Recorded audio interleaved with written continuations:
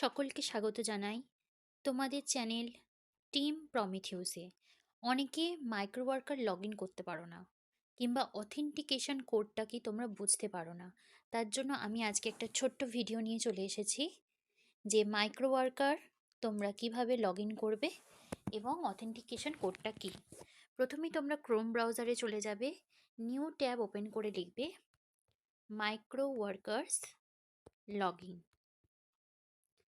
এই ফার্স্ট লিঙ্কটা ক্লিক করবে, দেখো এরকম আসতে পারে, কিংবা এটা সেকেন্ড রোতেও তোমাদের আসতে পারে। দেখো এই একটা আছে, এই একটা আছে, যে এই একটা লিঙ্ক, এই একটা লিঙ্ক, এই তিনটে যে কোনো একটা লিঙ্কে তোমরা জয়েন করতে পারো।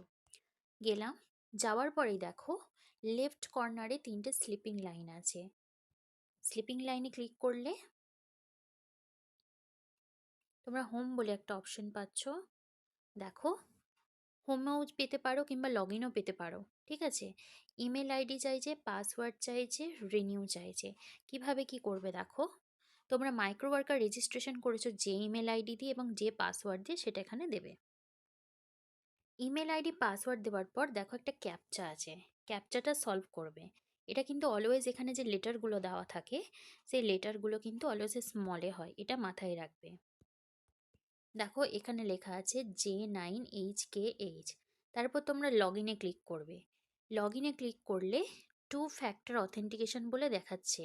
তোমরা কি করবে, মিনিমাইজ করে চলে আসবে, এই যে মেলে চলে আসবে। দেখো এখানে এসছে no reply authentication code.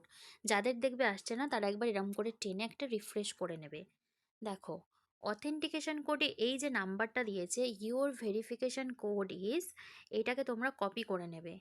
Copy করে নেওয়ার পরই তোমরা এখানে পেস্ট করবে। পেস্ট করে নিচে যে I am on a trusted কম্পিউটারে আগে বক্সটা আছে, সেটা মার্চ ক্লিক করবে। করে তোমরা ভেরিফাই ক্লিক করবে। করলে কিন্তু তোমাদের পেজটা ওপেন হয়ে যাচ্ছে। আশা করছি এতে তোমরা অনেকটা সাহায্য পাবে, অনেকটা হেল্প পাবে।